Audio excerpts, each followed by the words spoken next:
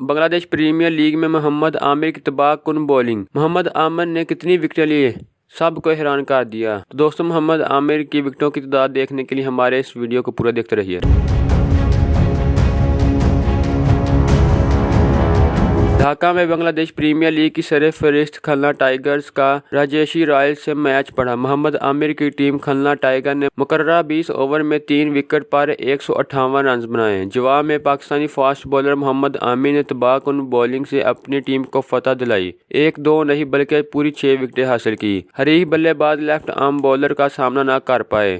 خطرناک بولنگ کا سامنا 4 اوورز میں صرف 17 رن ہی دیے۔ مد مقابل شعیب ملک کے 80 رنز بھی اپنی ٹیم کو شکست سے نہ بچا سکے۔